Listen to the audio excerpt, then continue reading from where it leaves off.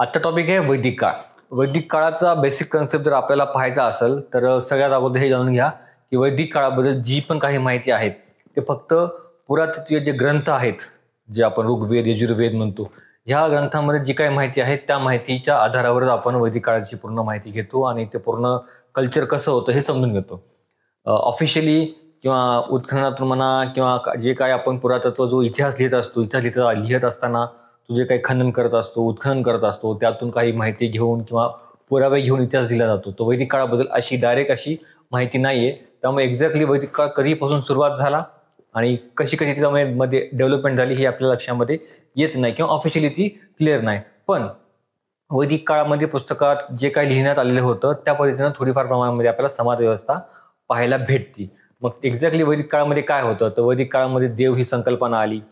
वेगवेगळ्या नैसर्गिक जे स्वरूप होते, जसे की अग्नी असेल, वारा असेल, जमीन असेल, या प्रत्येकाला एक देवाची संज्ञा देण्यात आली होती आणि त्यांना एक असं विशिष्ट म्हणतात ना पुरुषरूपी चित्र किंवा पुरुषरूपी इमेज त्यांना देण्यात आली होती. तर असा हा वैदिक काळ होता. मग ह्याच वैदिक काळामध्ये कामाच्या बेसिसवरती, वर्कच्या बेसिसवरती वेगवेगळे लेयर्स पाडण्यात आले होते किंवा लोकांना त्या त्या नावानं ओळखलं जायचं. प्रत्येकाचं काम फिक्स करून देण्यात आलं होतं, प्रत्येकाचा धर्म फिक्स करून देण्यात आलेला होता. अशा पद्धतीनं काही गोष्टी त्या वैदिक काळामध्ये ग्रंथामध्ये सांगण्यानुसार आपण अंदाज लावतो किंवा आपण त्याबद्दल अभ्यास करत असतो. तर मग वैदिक काळाबद्दल आपण सुरू करूयात आज. चला लेट स्टार्ट. ओके, तर बेसिक कन्सेप्ट जो मला सांगण्यात आलेला आहे की ह्या काळाबद्दल जी पण काही माहिती आहे ती माहिती मौखिक आहे. मोस्ट करून तर असं transfer generation to generation transfer होऊन आलेली माहिती आहे. त्यानंतर वैदिक ग्रंथातील आहे जी पूर्ण समजलेली नाही, जसं मी तुम्हाला आता सांगितलं. त्यानंतर आर्य भारतातले हे बाहेरचे पक्का पुरावा नाही. आर्य हे भारतातले आहेत की भारताच्या बाहेरचे आहेत याच्याबद्दल अजून क्लिअर पुरावा नाही आहे. म्हणजे वैदिक काळ जो आणण्यात आला होता ते आर्यांनी आणला असा एक संकल्पना आहे, अशी संकल्पना आहे, पण त्याचा अजून ठोस असा पुरावा भेटलेला नाही आहे.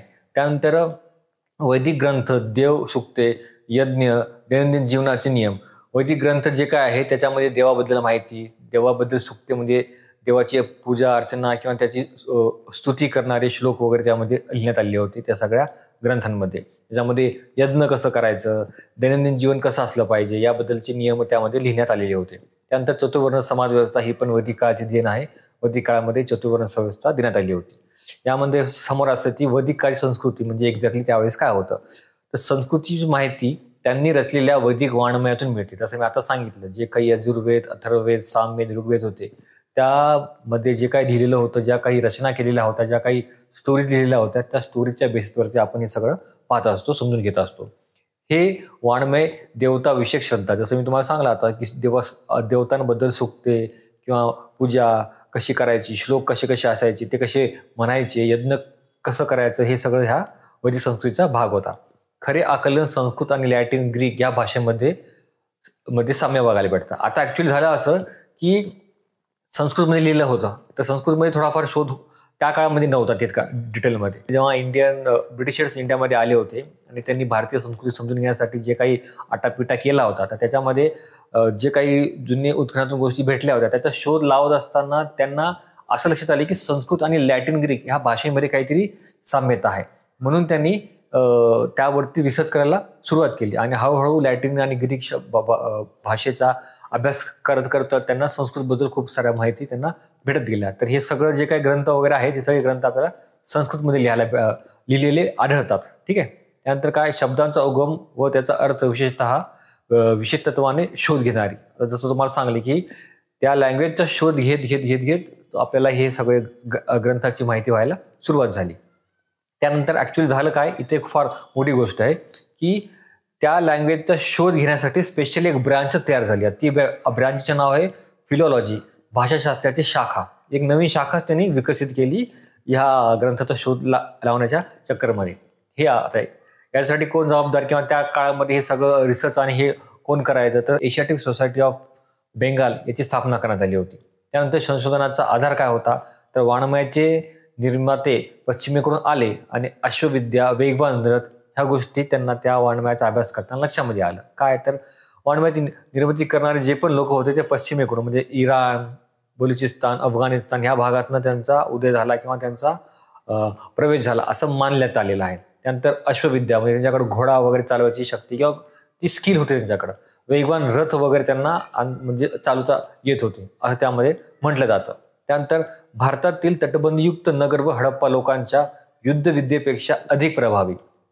आता आपल्याला माहिती आहे आता आपण हडप्पा संस्कृती पाहिली, त्याच्यानंतर तर ताम्रपाषाण बघितलं, आपण अजून दगड आणि तांबे यांनाच वापर करून आपलं संरक्षण वगैरे करत गेलतो. लहान लहान आपण आपलं कल्चर होतं, संस्कृती होती. काही ठिकाणी आपल्याला तटबंदीयुक्त समाज व्यवस्था किंवा वसाहत व्यवस्था पाहायला भेटली, बरोबर. मग अशा शिकार करून किंवा शेती करून राहणारे लोक यांच्या जर का असं मानलं जातं की युद्ध झालं कोणत्या लोकांसोबत की जे बाहेरून जे आले होते, कोणते आर्यन्स वगैरे आले होते, त्यांच्यासोबत युद्ध झालं, तर त्यांच्याकडे ही सगळी स्किल होती. कारण त्यांच्याकडे घोडे होते, रथ होते, त्यांना लढाई करायची उत्तम स्किल चांगली प्राप्त झालेली होती. तशी स्किल आपल्या इकडच्या भारतातील जे तट आणि नगर हडप्पासूनचे लोक होते यांच्याकडे तशी नव्हती. तर असं एक मानलं जातं की ह्या लोकांच्या युद्धामध्ये पण त्यांचा खूप प्रमाणाने ऱ्हास झाला वगैरे, हे असं वैदिक संस्कृतीच्या त्या वाङ्मयातून किंवा जे काही लिखाण आहे त्याच्यामधून आपल्याला जाणवते किंवा माहिती भेटते. वैदिक वाङ्मयामध्ये शत्रू म्हणून उल्लेख दस्यू हडप्पा. आता हडप्पा लोक जे आहेत त्यांना दस्यू असं वैदिक संस्कृतीमध्ये लिहिण्यात आलं होतं आणि हे त्यांना त्यांचे शत्रू मानायचे. का मानायचे त्यांना शत्रू? तर त्यांना असं म्हणत होते की हे लोक त्यांचे गायी ढोरं वगैरे पळवून नेतात वगैरे, अशी एक संकल्पना होती.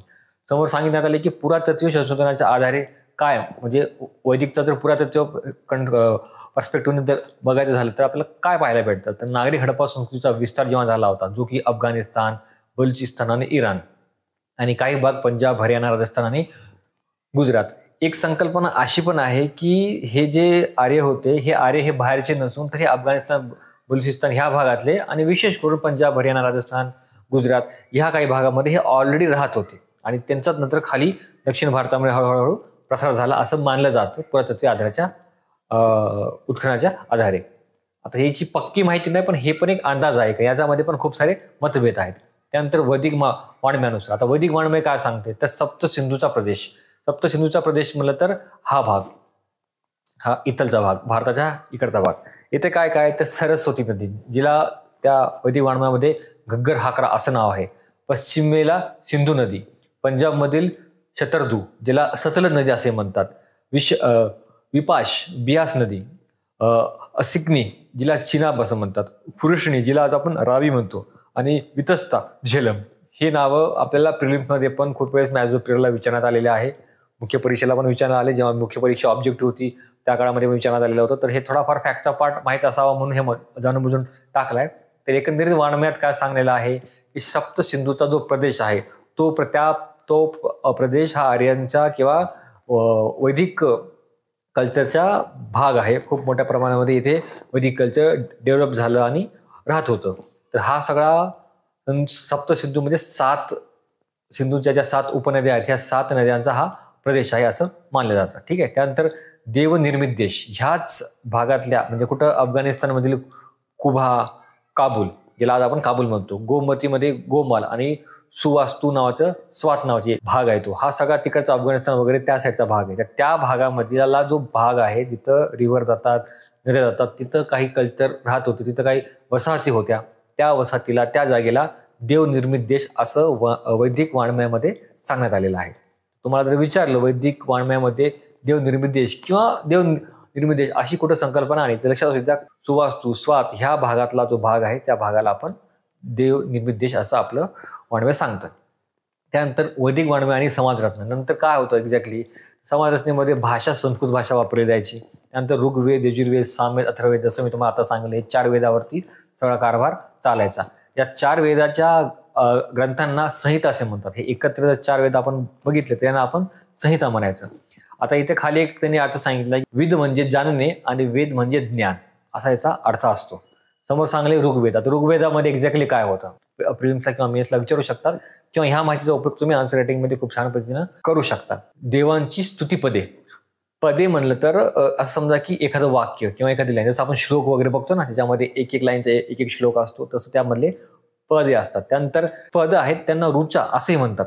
आता हे सगळं आपण ऋग्वेद किंवा जितके पण वेद आहेत त्याच्यामध्ये जे काही वाक्य लिहिले आहेत, लाईन्स लिहिले आहेत, त्यांचं स्ट्रक्चर कसं होतं त्याबद्दल माहिती घेतो आपण. पदांना ऋचा असे म्हणतात. अनेक ऋचांचा एकत्र गुंफून सुक्त बनते आणि अनेक सुक्तांचे मिळून एक मंडल बनते. जसं आपण म्हणतो शब्द, शब्दाचं पासून अक्षर, अक्षरापासून शब्द, शब्दापासून वाक्य, तशी ही रचना ऋचा, सूक्त आणि मंडल. ठीक आहे. त्यानंतर यजुर्वेद. यजुर्वेदमध्ये काय सांगण्यात आलं होतं? यज्ञविधीमध्ये म्हटल्या जाणाऱ्या मंत्रांचे संकलन व स्पष्टीकरण. जे काही मंत्र आहेत यजुर्वेदामध्ये ते काय मंत्र आहेत आणि त्या मंत्राचा अर्थ काय आहे आणि ते मंत्र कशासाठी म्हणले पाहिजे हे या यजुर्वेदामध्ये सांगण्यात आलेलं आहे. मंत्राचा उपयोग केव्हा व कसा करावा ही डिटेल माहिती याच्यामध्ये आहे. त्यानंतर सामवेद. सामवेदामध्ये काय सांगलं तर यज्ञविधीमध्ये ऋग्वेदातील ऋचांचे मंत्र स्वरूपात गायन कसे करावे. आता हे मंत्र म्हणायचे कसे, गायन करायचे म्हणजे कसं, म्हणायचे कसे हे सांगण्यात आलेलं आहे सामवेदामध्ये. म्हणून भारतीय संगीताच्या निर्मितीमध्ये सामवेदाचे विशेष महत्व आहे. म्हणजे संगीत कसं म्हणायचं किंवा संगीत कसं असतं हे सगळं आपण तिथं पाहायला भेटतं. यानंतर अथर्ववेद. दैनंदिन जीवनातील संकटे, उपाय आणि औषध. त्यानंतर राजनैतिक संबंधाची माहिती. आता बघा अथर्ववेदामध्ये, आता आपलं अथर्ववेद नावावरनं इकॉनॉमिक्स वगैरे असं वाटतं, पण इकॉनॉमिक्सपेक्षा पॉलिटिक्स बद्दल सगळी माहिती याच्यामध्ये सांगण्यात आलेली आहे.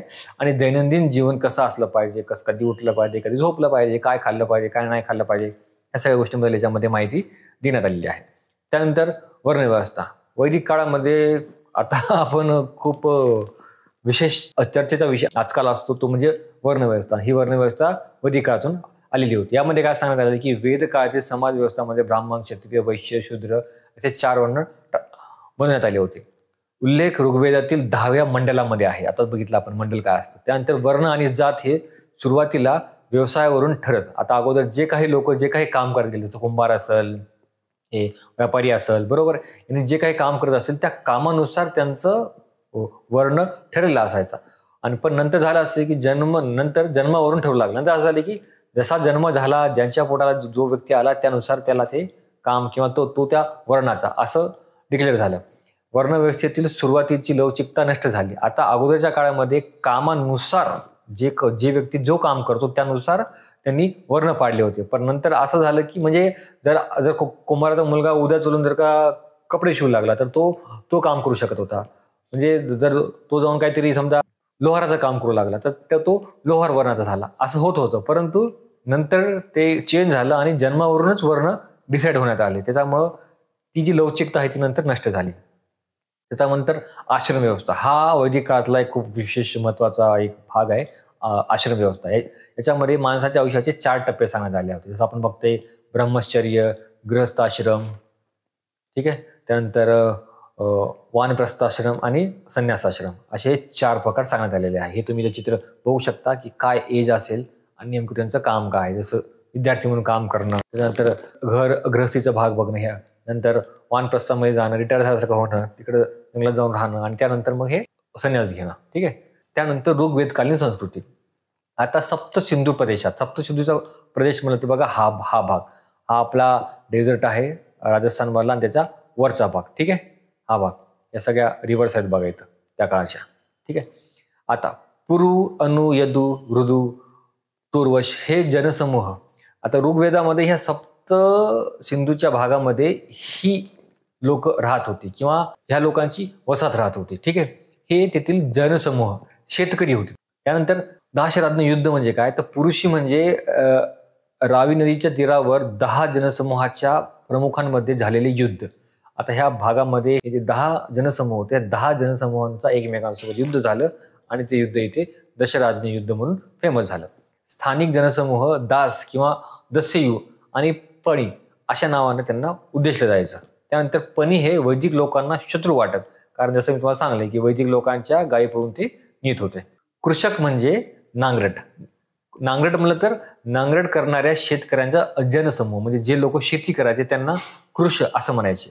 आणि कृष्ट्य म्हणजे शेतकऱ्यांचे गाव व वसाहती, जे शेतकरी ज्या गावात राहत गेले त्या भागाला कृष्ट्य म्हणायचे. अश्विन आणि इंद्र या देवतांचा शेतातील संबंध.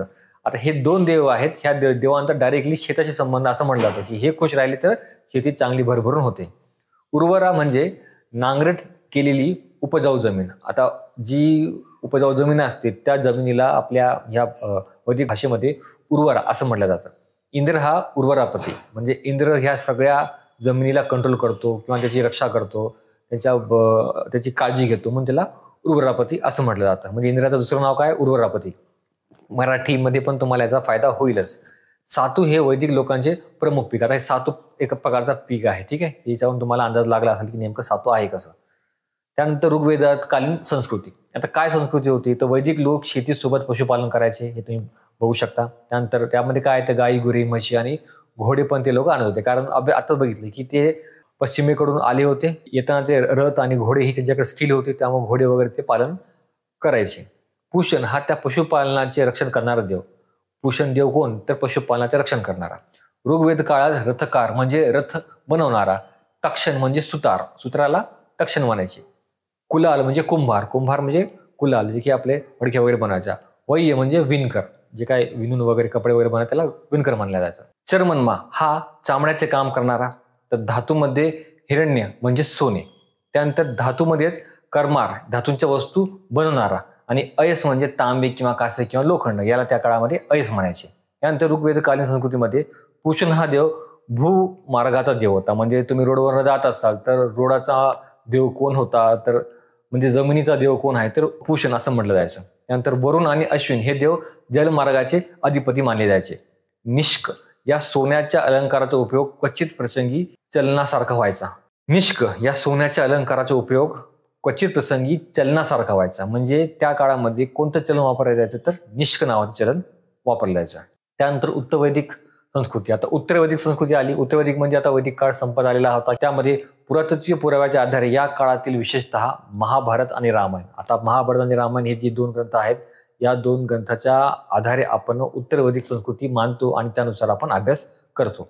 उत्तरवैदिक संस्कृतीचा विस्तार उत्तरेला हिमालयाच्या पायथ्याचा प्रदेश आणि दक्षिणेला विंध्य पर्वत इथपर्यंत हा जो भाग होता, पर्वतापासून ते विंध्यपर्यंत, म्हणजे आपला गंगेचा जो भाग आहे ऑलमोस्ट तो पार्ट. ठीक आहे. त्यानंतर वैदिक संस्कृतीमध्ये उत्तरवैदिक काळात हळूहळू उत्तर भारतामध्ये वैदिक जनसमूहाच्या गाव वसाहती तयार झाली आणि त्यांना जनपद म्हणू लागले. तुम्ही याच्या अगोदर ऐकलं असेल, कदाचित तुम्हाला माहिती असेल, ही त्या काळाची फ्लरिश आणि मोठी शहरे होती. मोठी शहरे म्हणता येत नाही ॲज कम्पेअर टू हडप्पा संस्कृती, पण चांगली एका सिस्टीममध्ये काम करणारी आणि राहणारी ती शहरे होती. त्यांच्या कार्यपद्धती ह्या गणराज्य स्वरूपाच्या असायच्या. म्हणजे लोक एकत्र येऊन, गावातले मुख्य जे लोक आहेत, मोठे लोक आहेत, वयानं म्हणा याच्यानं म्हणा, ते लोक एकत्र यायचे, एकत्र बसून सगळ्या गावाबद्दल निर्णय वगैरे घ्यायचे. असा हा उत्तरवैदिक संस्कृतीचा काळ होता. ठीक आहे. ह्या लेक्चरमध्ये आता फक्त इतकाच. वैदिक काळ तुम्हाला समजला असेल. आय होप तुम्हाला वैदिक काळ समजल्याच्या नंतर पुन्हा एकदा हा व्हिडिओ बघा आणि सोबतच आन्सर रायटिंग करायला सुरुवात करा. जेही काही चॅप्टर तुम्ही वाचताय, जेही काही चॅप्टर तुम्ही समजून घेताय, तो लगेच थोडासा लिहायचा प्रयत्न करत चला. ओके, भेटूयात पुढच्या व्हिडिओमध्ये.